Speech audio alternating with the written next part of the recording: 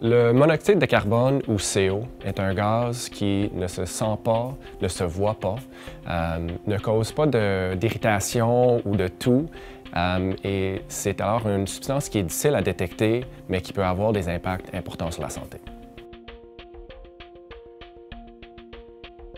Le CO prend la place de l'oxygène dans le sang. L'ensemble de nos cellules fonctionne à l'oxygène. Une intoxication au CO peut donc avoir plusieurs impacts sur le corps et on peut ressentir plusieurs types de symptômes. Parmi ceux-ci, on note les étourdissements, la fatigue, les maux de tête, mais aussi avec une intoxication de plus longue durée ou plus intense, on peut avoir des nausées, vomissements, faiblesse, une démarche chancelante et ça peut aller jusqu'à la perte de conscience.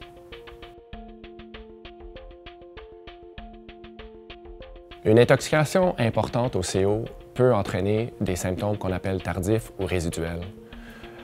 Un symptôme tardif ou résiduel est un qui apparaît après l'exposition. En général, les personnes qui vont avoir ce type de symptômes vont les voir apparaître dans les 3 à 6 semaines après l'exposition. Parmi les symptômes tardifs connus, on note des modifications au niveau du comportement ou de l'humeur, la fatigue, la perte d'intérêt ou le sentiment d'être déprimé, les troubles au niveau de la mémoire, de la concentration, et également la persistance de symptômes tels les maux de tête. Certaines personnes qui ont été exposées au CO peuvent avoir des impacts permanents sur leur santé. Heureusement, la proportion de personnes qui vont avoir ces impacts à plus long terme ou permanents est très faible. La probabilité d'avoir des impacts à plus long terme dépend de facteurs individuels, à certaines vulnérabilités de la personne exposée, de la durée de l'exposition, de l'intensité de l'exposition et puis de la rapidité de l'intervention au moment de l'événement.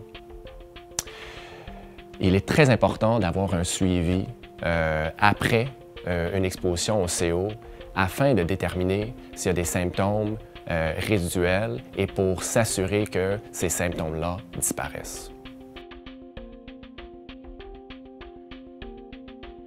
Si vous êtes parent d'un enfant et votre enfant n'a pas eu de symptômes ou ses symptômes se sont améliorés, aucune consultation médicale additionnelle n'est nécessaire.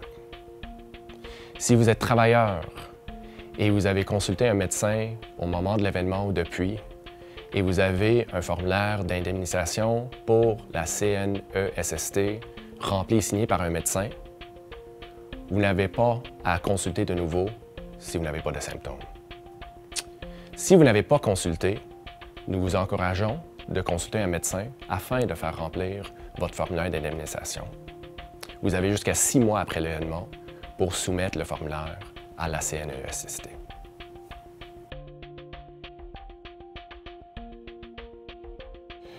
Les enfants ou employés qui ressentent des symptômes incommodants devraient consulter un médecin.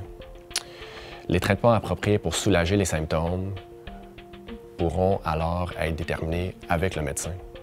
Pour les travailleurs, rappelez-vous de faire remplir et signer par le médecin un formulaire d'indemnisation auprès de la CNESST.